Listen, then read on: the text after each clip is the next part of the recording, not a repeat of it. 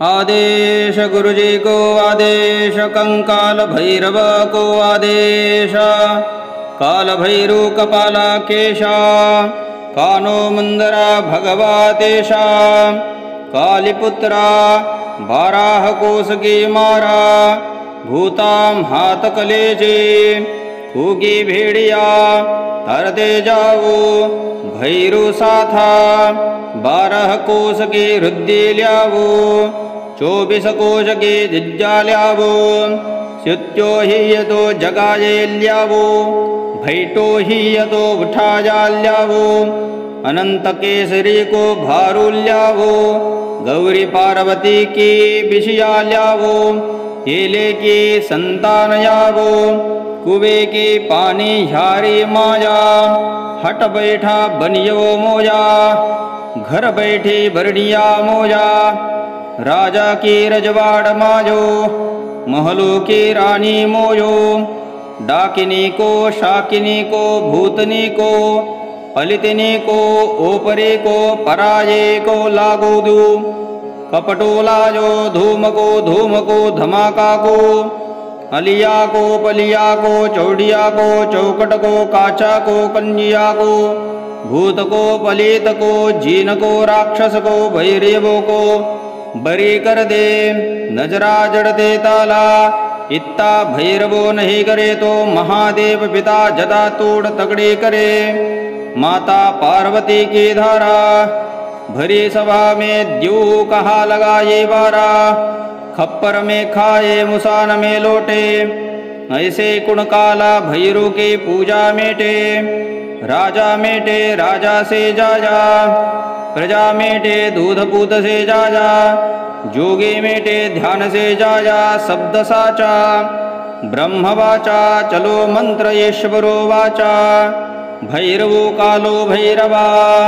भैरव काले भैरवा। आद भैरव जुगाद भैरवा, भैरव के सदधाये भैरवो ब्रह्मा। भैरवो विष्णु भैरवो भोला साये। भैरवो देवी भैरवो सब देवता। भैरवो सिद्धि भैरवो नाथा। भैरो गुरु भैरो धीरा भैरवो ज्ञाना। भैरवो ध्याना भैरवो योग वैराग्या। भैरवो भिन रक्षा होय, भैरवो बिन बजै नानाद। काल भैरव विकार भैरव घोर भैरव। भैरव अघोर भैरव, भैरव की महिमा अपरंपारा। श्वेत वस्त्र श्वेत जटाधारी, हत्य के मदगर श्वान के सवारी। सार की जंजीरा लोह को कड़ा,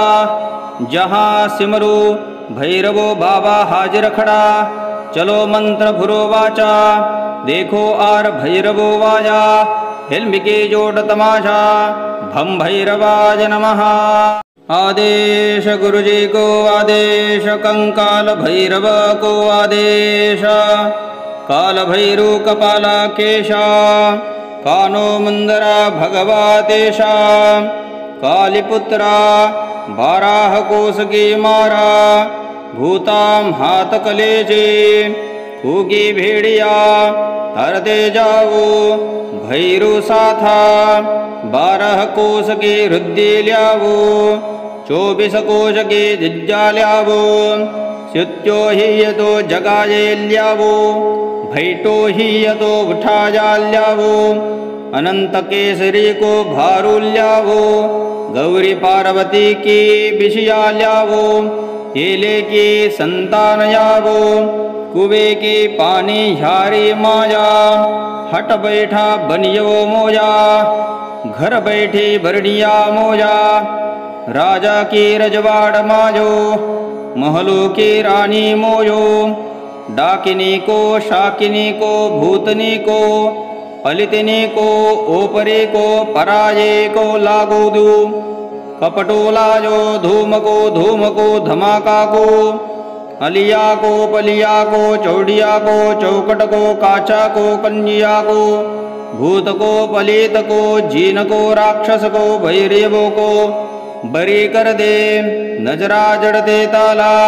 इत्ता भैरवो नहीं करे तो महादेव पिता जदा तोड़ तगड़े करे। माता पार्वती की धारा, भरी सभा में द्यू कहा लगाए बारा, खप्पर में खाए मुसान में लोटे, ऐसे कुण काला भैरू की पूजा मेटे। राजा मेटे राजा से जाजा, प्रजा मेटे दूध पूत से जाजा, जोगी मेटे ध्यान से जाजा शब्द साचा। ब्रह्म वाचा चलो मंत्र ईश्वरो वाचा, भैरवो कालो भैरवा, भैरव काले भैरवा, आद भैरव जुगाद भैरवा, भैरव के सदधाये भैरवो ब्रह्मा, भैरवो विष्णु भैरवो भोला साये, भैरवो देवी भैरवो सब देवता, भैरवो सिद्धि भैरवो नाथा, भैरो गुरु भैरो धीरा भैरवो ज्ञाना, भैरवो ध्याना भैरवो योग वैराग्या, भैरवो भिन रक्षा होय, भैरवो बिन बजै नानाद, काल भैरव विकार भैरव घोर भैरव, भैरव अघोर भैरव, भैरव की महिमा अपरंपारा। श्वेत वस्त्र श्वेत जटाधारी,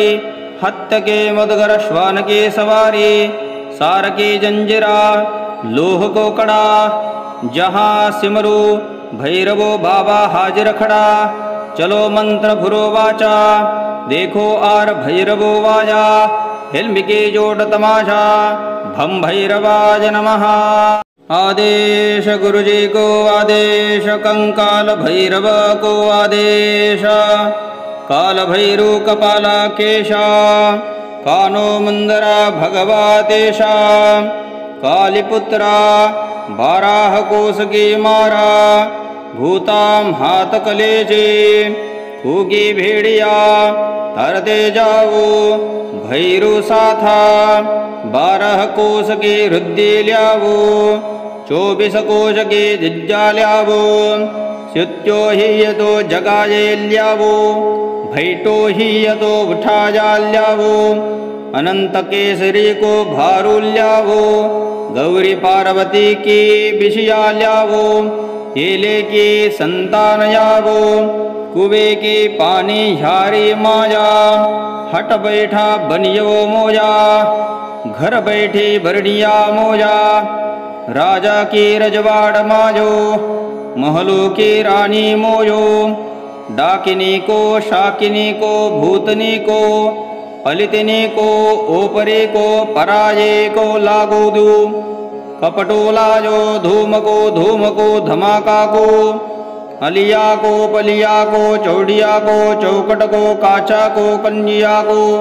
भूत को पलित को, जीन को राक्षस को, भैरवों को बरी कर दे, नजरा जड़ते ताला,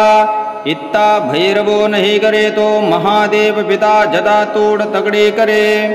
माता पार्वती की धारा, भरी सभा में द्यू कहा लगाए बारा, खप्पर में खाए मुसान में लोटे, ऐसे कुण काला भैरू की पूजा मेटे। राजा मेटे राजा से जाजा, प्रजा मेटे दूध पूत से जाजा, जोगी मेटे ध्यान से जाजा शब्द साचा। ब्रह्म वाचा चलो मंत्र ईश्वरो वाचा, भैरवो कालो भैरवा, भैरव काले भैरवा, आद भैरव जुगाद भैरवा, भैरव के सदधाये भैरवो ब्रह्मा, भैरवो विष्णु भैरवो भोला साये, भैरवो देवी भैरवो सब देवता, भैरवो सिद्धि भैरवो नाथा, भैरो गुरु भैरो धीरा भैरवो ज्ञाना, भैरवो ध्याना भैरवो योग वैराग्या, भैरवो भिन रक्षा होय, भैरवो बिन बजै नानाद, काल भैरव विकार भैरव घोर भैरव, भैरव अघोर भैरव, भैरव की महिमा अपरंपारा। श्वेत वस्त्र श्वेत जटाधारी, हत्त के मदगर श्वान के सवारी, सार की जंजीरा लोह को कड़ा, जहाँ सिमरू भैरवो बाबा हाजिर खड़ा। चलो मंत्र भुरो वाचा, देखो आर भैरवो वाजा, हिल्म की जोड़ तमाशा, भम भैरवाज नमः। आदेश गुरुजी को आदेश, कंकाल भैरव को आदेश, काल भैरू कपाला केशा, कानो मुंदरा भगवातेशा, कालीपुत्रा बाराह कोस के मारा भूताम हाथ कलेजे होगी भेड़िया हर दे जाओ भैरू साथा 12 कोस के हृदय ल्यावो 24 कोश के जिज्जा ल्यावो स्युत्यो ही यतो जगाये ल्यावो भैटो ही यतो उठाया ल्यावो अनंत केसरी को भारू ल्यावो गौरी पार्वती की बिशिया ल्यावो केले की संतान यावो कुबे की पानी झारी माया हट बैठा बनियो मोया घर बैठी बरड़िया मोया राजा की रजवाड़ मायो महलों की रानी मोयो डाकिनी को शाकिनी को भूतनी को पलितनी को ओपरे को पराये को लागू दू कपटोला जो धूम को धमाका को अलिया को पलिया को चौड़िया को चौकट को काचा को कन्या को भूत को पलित को जीन को राक्षस को भैरवों को बरी कर दे नजरा जड़ते ताला इत्ता भैरवो नहीं करे तो महादेव पिता जदा तोड़ तगड़े करे माता पार्वती की धारा भरी सभा में द्यू कहा लगा ये बारा खप्पर में खाए मुसान में लोटे ऐसे कुण काला भैरू के पूजा मेटे राजा से जाजा प्रजा मेटे दूध पूत से जाजा जोगे मेटे ध्यान से जाजा शब्द साचा ब्रह्म वाचा चलो मंत्र ईश्वरो वाचा भैरवो कालो भैरवा भैरव काले भैरवा आद भैरव जुगाद भैरवा भैरव के सदधाये भैरवो ब्रह्मा भैरवो विष्णु भैरवो भोला साये भैरवो देवे भैरवो सब देवता भैरवो सिद्धि भैरवो नाथा भैरो गुरु भैरो धीरा भैरवो ज्ञाना भैरवो ध्याना भैरवो योग वैराग्या भैरवो भिन रक्षा होय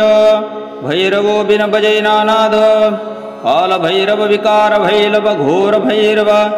भैरव अघोर भैरव भैरव की महिमा अपरंपारा श्वेत वस्त्र श्वेत जटाधारी हत्य के मदगर श्वान के सवारी सार की जंजीरा लोह को कड़ा जहाँ सिमरू भैरवो बाबा हाजिर खड़ा चलो मंत्र भुरो वाचा देखो आर भैरवो वाजा हिल्म के जोड़ तमाशा भम भैरवाज नमः आदेश गुरुजी को आदेश कंकाल भैरव को आदेश काल भैरू कपाला केशा कानो मुंदरा भगवातेशा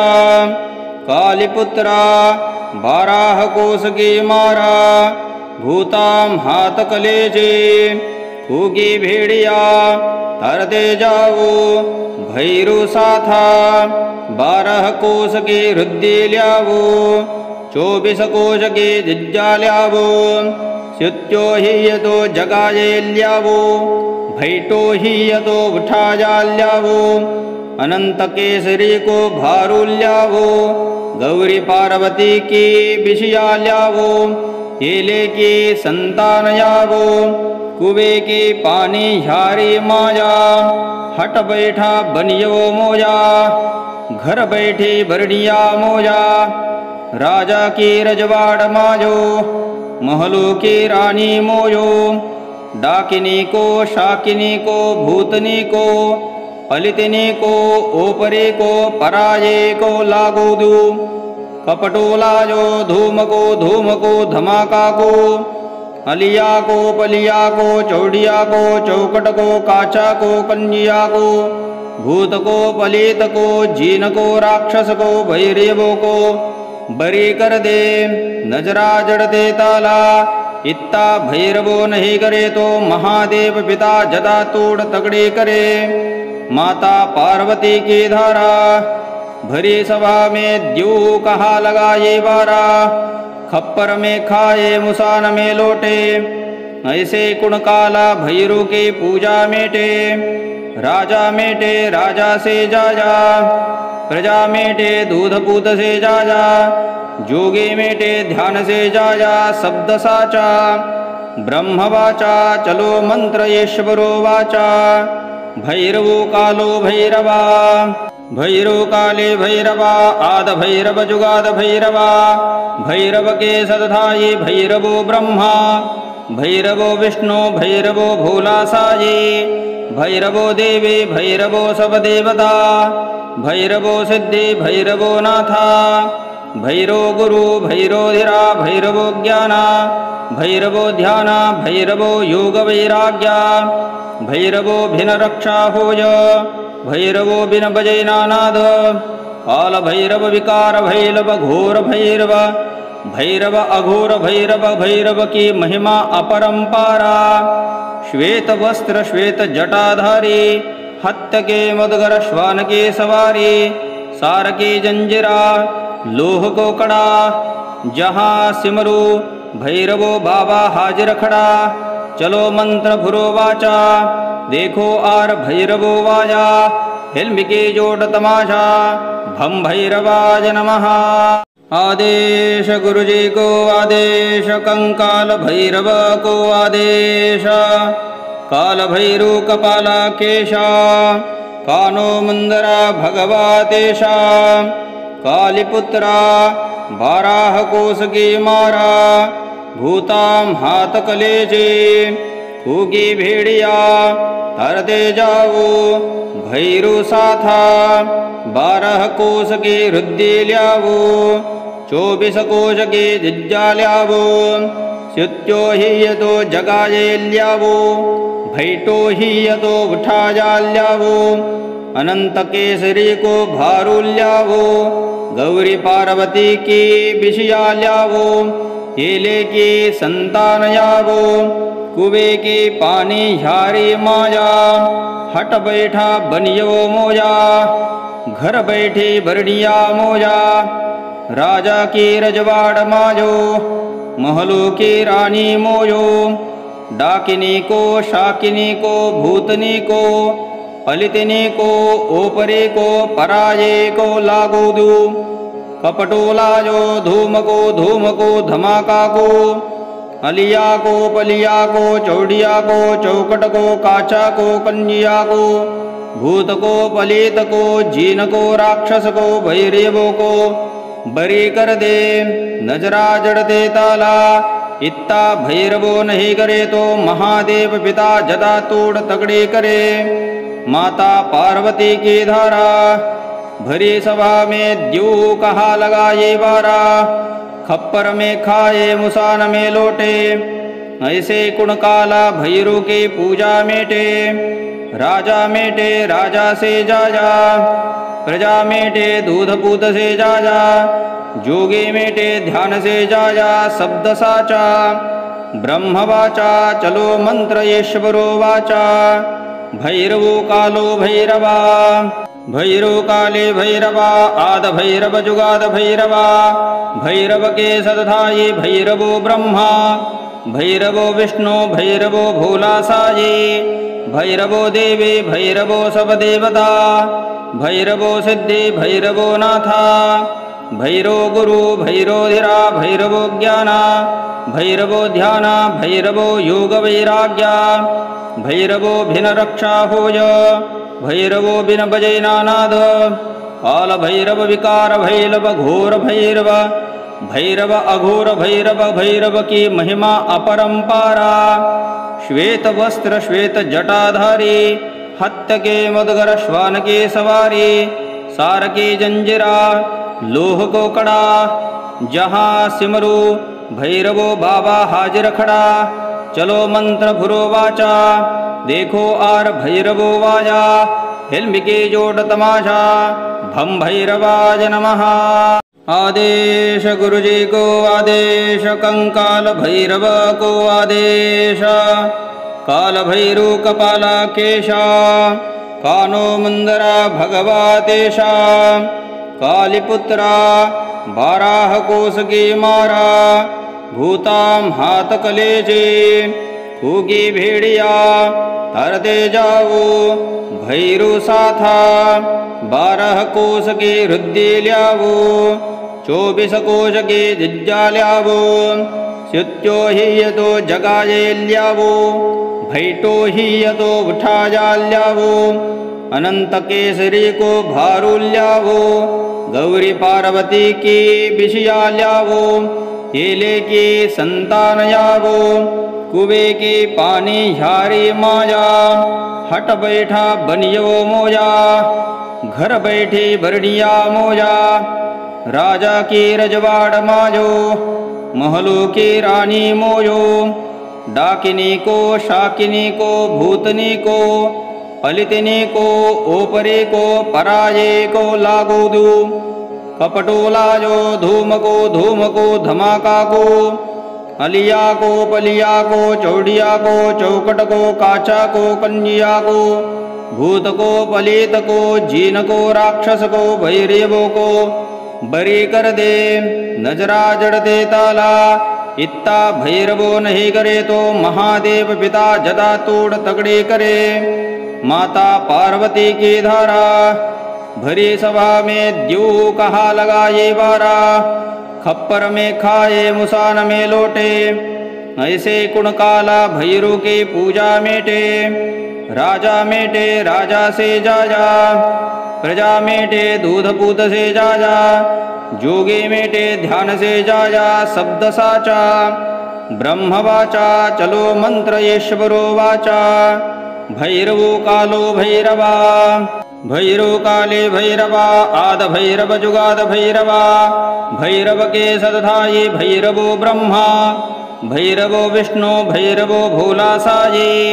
भैरवो देवी भैरवो सब देवता भैरवो सिद्धि भैरवो नाथा भैरो गुरु भैरो धीरा भैरवो ज्ञाना भैरवो ध्याना भैरवो योग वैराग्या भैरवो भिन रक्षा होय भैरवो बिन बजय नानाद काल भैरव विकार भैरव घोर भैरव भैरव अघोर भैरव भैरव की महिमा अपरंपारा श्वेत वस्त्र श्वेत जटाधारी हत्त के मदगर श्वान के सवारी सार की जंजीरा लोह को कड़ा जहाँ सिमरू भैरवो बाबा हाजिर खड़ा चलो मंत्र भुरो वाचा देखो आर भैरवो वाजा हिल्म की जोड़ तमाशा भम भैरवाज नमः आदेश गुरुजी को आदेश कंकाल भैरव को आदेश काल भैरू कपाला केशा कानो मंदरा भगवातेशा कालीपुत्रा बाराह कोस की मारा भूताम हाथ कलेजे फूकी भेड़िया तरते जाओ भैरू साथा 12 कोस की रुद्धि ल्यावो 24 कोश की जिज्जा ल्यावो स्युत्यो ही यतो जगाये ल्यावो भैटो ही यतो उठाया ल्यावो अनंत केसरी को भारू ल्यावो गौरी पार्वती की बिशिया ल्यावो केले की संतान यावो कुबे की पानी झारी माया हट बैठा बनियो मोया घर बैठी बरड़िया मोया राजा की रजवाड़ माजो महलों की रानी मोयो डाकिनी को शाकिनी को भूतनी को पलितनी को ओपरे को पराये को लागू दू कपटोला जो धूम को धमाका को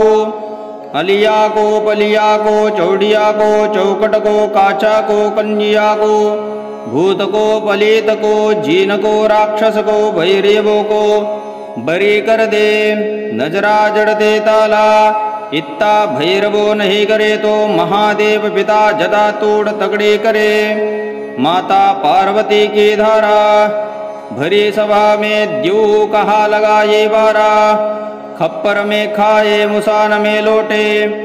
ऐसे कुण काला भैरू की पूजा मेटे राजा से जाजा प्रजा मेटे दूध पूत से जाजा जोगे मेटे ध्यान से जाजा शब्द साचा ब्रह्मवाचा चलो मंत्रयेश्वरो वाचा भैरवो कालो भैरवा भैरव काले भैरवा आद भैरव जुगाद भैरवा भैरव के सदधाये भैरवो ब्रह्मा भैरवो विष्णु भैरवो भोला साये भैरवो देवे भैरवो सब देवता भैरवो सिद्धि भैरवो नाथा भैरो गुरु भैरो धीरा भैरवो ज्ञाना भैरवो ध्याना भैरवो योग वैराग्या भैरवो भिन रक्षा होय भैरवो बिन बजै नानाद काल भैरव विकार भैरव घोर भैरव भैरव अघोर भैरव भैरव की महिमा अपरंपारा श्वेत वस्त्र श्वेत जटाधारी हत्त के मदगर श्वान के सवारी सार की जंजीरा लोह को कड़ा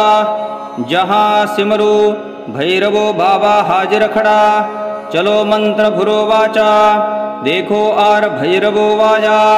हिल्म के जोड़ तमाशा भम भैरवाज नमः।